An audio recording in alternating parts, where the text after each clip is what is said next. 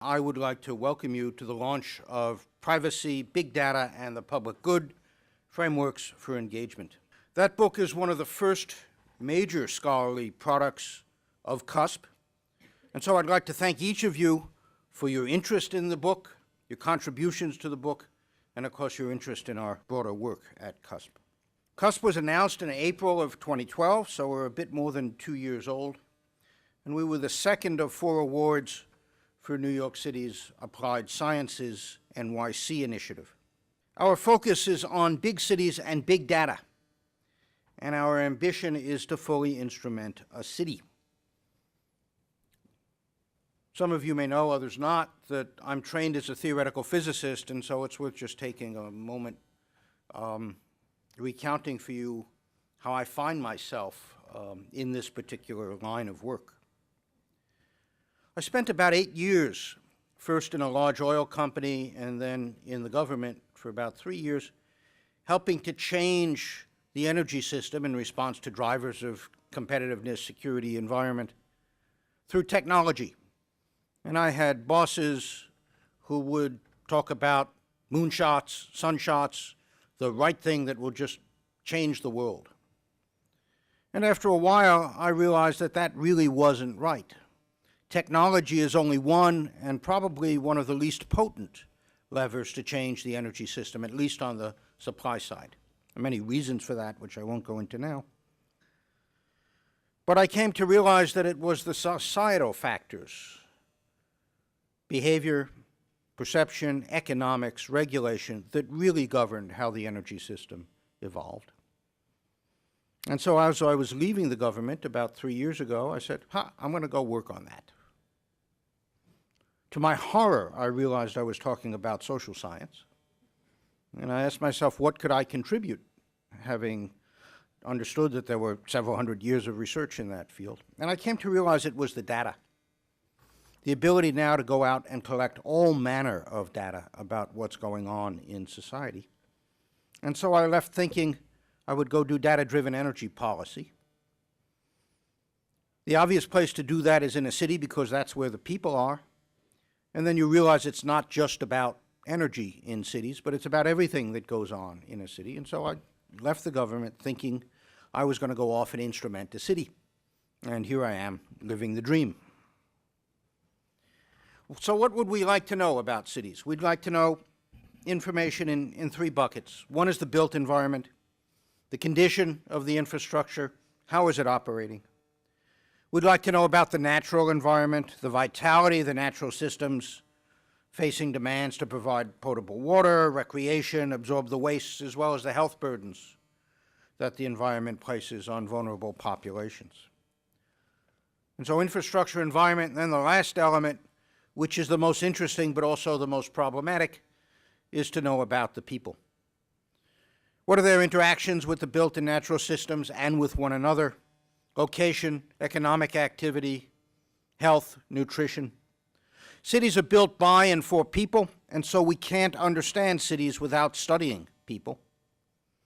All of these in these various dimensions, and that very naturally took us in CUSP into the subject matter of today's meeting, which is the notion of privacy, public good, and big data. At CUSP, we're making use of traditional administrative and transactional records, the organic data flows that former Census Director Bob Grove talks about, and the burgeoning flood of data that comes from the proliferation of wireless-enabled sensor devices to study the urban system, as many groups are now doing. But we also have ambitions to collect our own data using cameras on tall buildings, data generated by watching tens of thousands of windows, hundreds of buildings, or dozens of streets in a single view, persistently over time. These can very interestingly complement the organic and sensor data sets to reveal important new insights about how cities work. If we can properly acquire, integrate, and analyze data, I think that we can take municipal governments beyond today's imperfect understanding of their city, allow for better operations, better planning, better policy, improve governance and citizen engagement, enable the private sector to develop new services for citizens and governments, and to enable a revolution in the social sciences. With more than 60% of the world's population projected to be urban by 2030, that's just 15 years away, making cities more equitable and efficient is a global imperative. Clearly, the goals that we've set for CUSP, the work that we've already begun in the scientific facilities that we're developing, have the potential to raise significant privacy concerns. In fact, the responsible handling of privacy and data security concerns is, as Irving Ladovsky-Berger first said, it's a license to operate for CUSP and, in fact, for all researchers in this general field. I don't need to recount in any detail for this audience the concerns vigorously discussed in the media for the past several years about corporations, large and small, political campaigns, left and right, collecting, mining, and reselling mountains of data about each other, about us, and about how those concerns were inflamed by the Snowden revelations of the extent of the NSA's surveillance activities. But it's safe to say that trust us, we're academics is not a sufficient response to these concerns. And I think this book, this project, which was started well before Snowden ever appeared, was particularly prescient in its topics and inauguration. Also, I think as academics, not only to enable the research we want to do, but I think we have a responsibility to help refocus the national conversation on the potential public benefit in the unfolding revolution that data science has to offer. That conversation is beginning to happen, as evidenced by the Obama administration's proposal for a Consumer Privacy Bill of Rights in February, last month's White House report, Big Data, Seizing Opportunities, Preserving Values, that followed from John Podesta's 90-day review of big data. And I hope this book, Privacy, Big Data, and the Public Good, and today's event will contribute to that conversation. Before I turn the floor over to the editors of the book to hear from them, I'd just like to thank the Research Data Center of the German Federal Employment Agency and Stefan Bender for their support of this event. My job now to move us along is to introduce Dr. Mike Holland, CUSP's Chief of Staff. Mike is a good friend, colleague, co-worker now for probably 6 years or so, and is the guy who really makes CUSP happen, as well as other things like this book project. So, Mike. Thank you. I would like to invite the editors up, and while they're coming up, I'll give a brief introduction. So, Julia Lane is Institute Fellow at the American Institutes for Research, formerly Director of the National Science Foundation's Science and Innovation Policy Program, Senior Vice President at the National Opinion Research Center at the University of Chicago, and a Senior Fellow of the Census Bureau. Victoria Stodden, who is coming up, is an Assistant Professor of Statistics at Columbia University, and is both trained as a statistician and as a lawyer. And her research focuses on issues of reproducibility in computational science. Helen Nissenbaum, here to the left of Julia, is the Professor of Media Culture and Communications and Computer Science at NYU. And she is also Director of the Information Law Institute. And her work focuses on social, ethical, and political dimensions of information technology and digital media. And then Stefan Bender is the head of the Research Data Center in the Federal Employment Agency. And before that, he was a researcher at the University of Mannheim. So, Julia, you know, when we were first discussing this book, you know, having come in, set up CUSP, it's not, as Steve alluded to, you know, he's a physicist, I'm a chemist, we've done, you know, needed to get up to speed on these privacy issues. And, you know, I was asking you about a book that you were one of the editors of back in 2001, that's confidentiality, disclosure, and data access. You know, I guess, can you tell me what's different now when places like CUSP are potentially holding data sets as large as what Census might have done back then, and what makes this book necessary? Well, so I think you just hit on why this book is necessary. So in 2001, the kind of precipitating activity that caused that book to happen was a colleague of mine and I were in Thessaloniki in Greece, and we were at a EU meeting and an OECD meeting of statistical agencies, and they were talking about protecting data.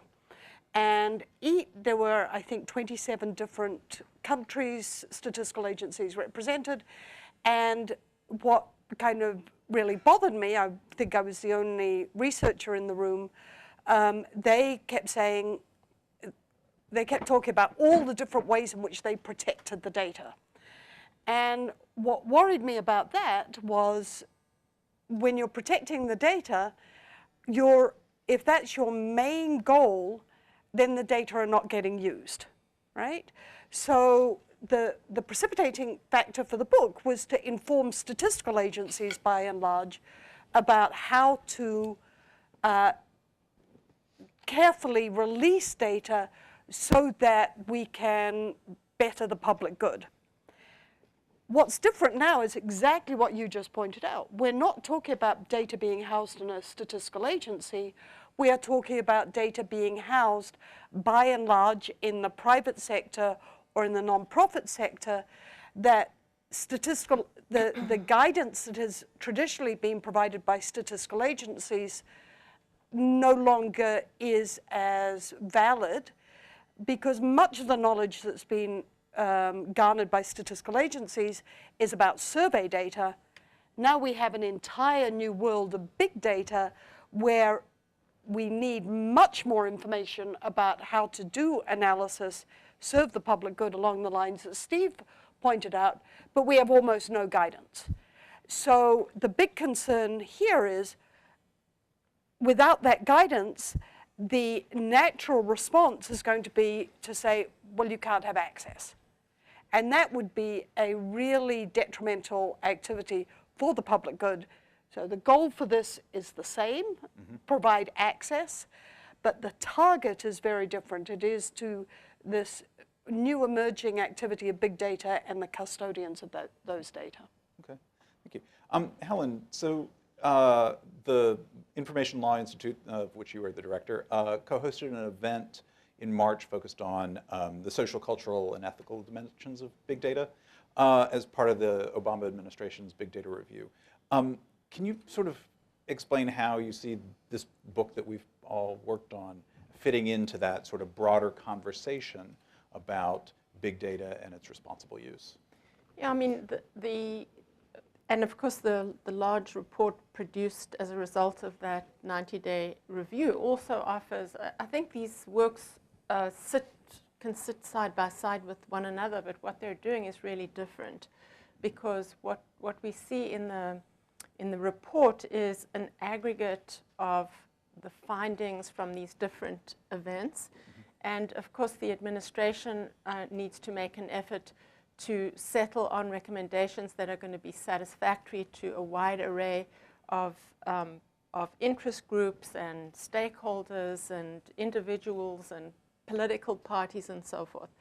But our book really presents the ideas. It allows each individual scholar and researcher to present their specific contributions or their specific thoughts. And the work of the editors in this case was to really curate and select individuals in the field that we thought, I mean, there are now a lot of people working in the field of big data, but we wanted to bring a range of ideas to this book, people who we felt were creative, who had presented really fresh and outstanding ideas in other areas of privacy.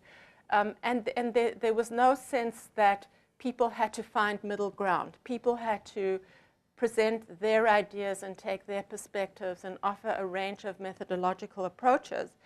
So people maybe in this audience and our readers are going to come from different methodologies They're going to come from different disciplines because this is inherently multidisciplinary.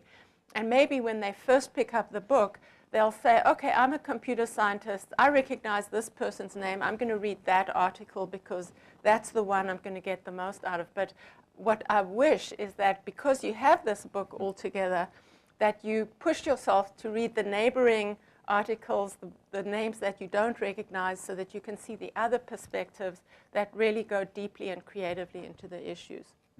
Okay, great, thanks. Stefan, you know, when I was sort of talking to Julia and sort of what got me interested in, you know, getting this project off the ground was the fact that, you know, I was moving into a space that I wasn't terribly comfortable or knowledgeable in, have great expertise. But, you know, I had to, at some point, had to operationalize things.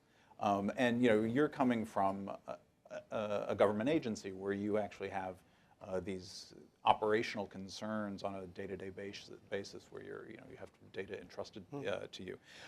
You know, can you sort of, from that perspective of someone in an agency, sort of comment on where you see the utility in this book? Happy to do. So I think there are three main arguments why a German guy has to come in there. So, but also it will affect other countries like the US. So one is that big data is affecting our daily work as an NSI. So we have to do surveys, we have administrative data, but if people do no longer trust in these data collections and how you get these data, then it will affect the work we are doing. So, for example, if we have more non-response rates, higher non-response rates, or we will get unprecise answers or something, there people will react if there's no longer trust in some of these data collections. So that's one of the first arguments. The second is that big data can learn from NSI, so from some institutes like us. So first of all, what we will talk later on is trust. So that data are handled with care, the data protection issues are raised and all of that thing. The other is replication and data documentation, which also at the moment, in my view, in the big data community is not a large issue. And then, of course, data access. That's why Julia maybe told that I should be in there. So we have solutions for data access already. So, for example, we offer German data to the US. That was the merchandising thing, so sorry about that. We have something like an RDC network, and so and we can learn a lot how the UK is doing that. So I'm happy that Peter is coming there. And the third argument is that NSI also need to react to big data. So a lot of data are around, and Robert Groves were mentioned. So that there's a question if NSI have to collect all the data they're now collecting, or if they can use big data for that purpose. So it's useful to blend these kind of data. So that's also an issue we will discuss later on. Okay, great. And Victoria, the sort of challenges that all of us are facing in this space are sort of very necessarily interdisciplinary. people are the physicists and the physical scientists are sort of coming in, but you have a mix of engineers, who are focused on urban issues, the traditional social scientists, et cetera. And as somebody who is has trained in a very multidisciplinary way, can you sort of comment on figuring out how we do a better job in this space and figure out where those tensions are and how the book can help sort of either clarify or resolve them? That's a great question. I think as one of the things that's happened is we see people collecting data, and people who wouldn't consider themselves maybe data analysts or people who are traditionally working with data suddenly find themselves with enormous amounts of data, or they're stewards of data, or they see opportunities in this data that relate to things that they're interested in or goals that they're trying to accomplish. And so it's actually, I think, a wonderful opportunity that you get this plurality of people with different backgrounds suddenly all kind of realizing that they have some interest in policy around data, sort of broadly understood.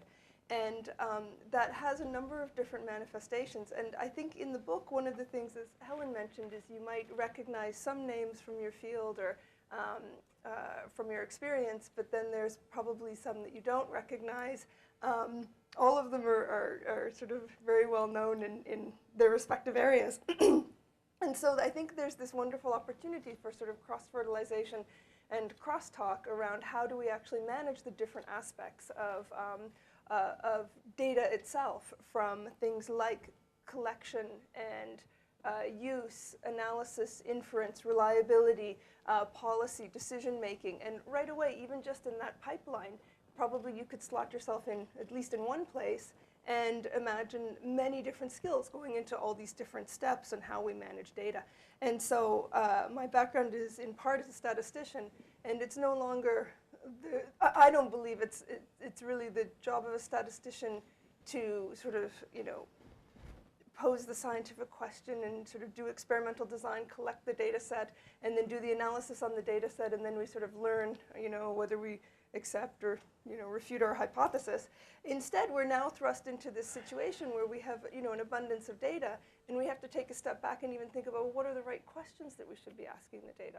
And then how do we do things like make it possible for other people to access data, to verify the work? And these are new things that traditionally folks working with data might not have had to have considered. Like I think has been mentioned a couple of times, working with surveys, you're dealing with issues like privacy and protection and with health records and so on. And those were sort of siloed in their fields of research. And now these are aspects that we need to consider in a much larger context. So one of the things that we tried to do in the book was really have that interdisciplinary flavor throughout the book, but we also couldn't avoid it. I mean, we were trying to look at this holistically, and throughout this pipeline of what are we doing with data as a society, how are we worrying about privacy, and how are we worrying about reliability, necessarily we had to bring in folks from these different disciplines. So I see this as an opportunity. I'm not sure I have concrete suggestions on how to make it work better. There are necessarily sort of boundaries, and different groups have their own way of terminology and way of speaking and way of addressing things in their own history and culture. And this I'm seeing over and over sort of starting to mesh, particularly people using massive computation, big sort of computational systems with social scientists, and how do we really make sure that we're getting sort of effective and reliable knowledge out of it that protects folks, and that's really what the bottom line is. What would you say, so Julie, your background with census, and Stefan with a labor, a more statistical agency, as many parts of, or sort of other bureaus, other parts of government start having these bigger and bigger data sets and having greater access to them, but not coming out of the tradition of the statistical agencies. What would you say are the things that those agencies have to get right first, right?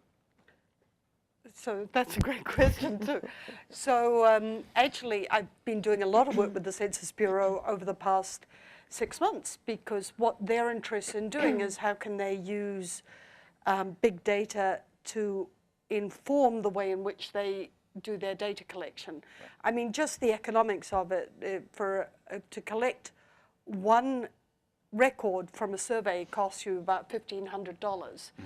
To process a record is, less than 1/8%, right? So the orders of magnitude are the economics of it are compelling, but they clearly have to worry about things like how do you get historical historically synchronous data. So suppose you decide, oh, we're going to use Twitter. Well, Twitter's only been around since 2006. How do you have long time series describing economic activity that makes sense? How do you do statistical inference on data when you don't have any sense of what the population frame is, or what the response rate is, or what the coverage is? So there's all kinds of problems, and in some sense, we've just had a whole series of classes with the math stats at the Census Bureau, and in some sense, you can think about big data analysis being where survey data were in the 1940s. We didn't know, and Frauke talks about this in her chapter, we didn't know how to decompose the errors in surveys. We didn't know how to provide access to data. The first public use survey data sets were distributed by the Census Bureau in the 1940s and 50s. And if you don't know that, you need to build a whole set of capacity around thinking about big data. So you can't just say, oh, big data are cheaper, we're going to go ahead and use it. As a statistical agency where you have trust and quality and you're producing data for informed decisions, it's really important that you get that right. And then again, that's also why it's so important to have access to a wide variety of the research community, because it's only when you have lots of eyes on the problem that you start solving these quite technical statistical issues that need to be solved. But say for the operational agencies, whether it's a grant-making agency or one that delivers a service, say sanitation, if they're, you know, a parks department, you know, something like that that's not traditionally, you know, a statistical agency. For those groups, like, where they're starting to get a lot of data, there's a lot that they can learn from how the statistical agencies have handled it in the past. But like, what are those sort of, what's the first thing that they should get right, or the first thing that they should think about? Well, the statistical agencies have obviously invested a lot in data stewardship and trying to think about how to protect the data, how to curate it, and how to disseminate it. So thinking about those things are very important, learning from the statistical agencies in that sense. Okay. In Europe, there's a lot going on in different countries. We will hear about the UK, what they are doing with their administrative and big data issues. We have Statistics Sweden in here. You see that there's a lot of interest in Europe for here. So the Netherlands, Italy, and Eurostat, they're also thinking about how to get big data involved in their daily work. So that is one of the reasons. But we just started there. Some examples are Ann Arbor is creating an unemployment rate monthly, so which is affecting maybe what we are doing. And we also try to get European funding money for vacancies. So at the moment in Europe, vacancies are measured in a survey. So every country has to do the same survey to do that in a comparison work. We have also administrative vacancies, which are going to our system, which is a little bit different to this survey. And then now you can also look how these vacancies are posted by the establishments. And so you can just look through all vacancies in the internet and build your own survey. So you have 3 kinds of measures, and all of them have positive advantage or negative advantages. So you have to think about that. But at the moment, we're just starting with something like that and compare that. So I think that's the starting point on that. There were 4 authors that were not able to participate today, so I just wanted to make sure that we acknowledge the work that they've done and give very brief points of the highlights of their chapters. So Julia, if you'll give a few highlights from Alessandro Acquisti's chapter on the privacy of the economics of privacy, that'd be great. Yeah, so Alessandro's chapter I think all of the chapters in the book are terrific, obviously, but this is really a very thoughtful review of the microeconomic theory of privacy. And so economists think a lot about costs and benefits, right?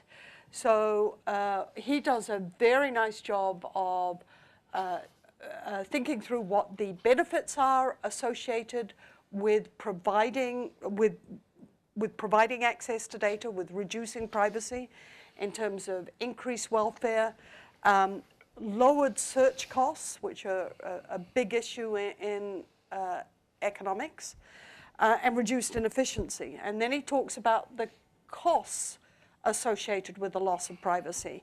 And he's in particularly interested in the personal loss that might be ensued, for example, if they find out about your drug use when you were in college and that affects your employment prospects. This is a hypothetical, you understand. friends of mine did this. And then also the increase in economic inequality that might occur because you might get more sorting. So he does a very careful analysis of the microeconomic trade-offs. And then he actually outlines, obviously, a research agenda, but gives us very deep insights into what's going on. Talks about the potential, obviously, for markets for privacy. Helen will talk about that in her chapter. You know, we quite happily sell our privacy to the supermarket in exchange for lower price on goods. So thinking about how you might establish markets for that, but then points out that he doesn't really see yet how to do an aggregate analysis of those costs and benefits. It's still very much at the micro level. So it's a terrific chapter. Great. And Helen, if you could give a few points from John Wilbank's chapter on portable approaches to informed consent. So his article, just to jump to the conclusion before leading up to it, argues in favor of something he calls a commons-based approach to data use and reuse. And he calls this open portable consent, and it's built on some other frameworks. Now, as you read through it, you think that, oh, this is an incredibly radical idea because it's, you know, open portable consent. But the inspiration is based on an idea that's been around. I wouldn't say that it's yet a traditional idea, but those of us who've been following, for example, arguments about intellectual property and access to intellectual content will be familiar with, say, the Creative Commons forms of licensing. And this is precisely the kind of thinking that Wilbanks thinks is a really good idea to apply in the case of data.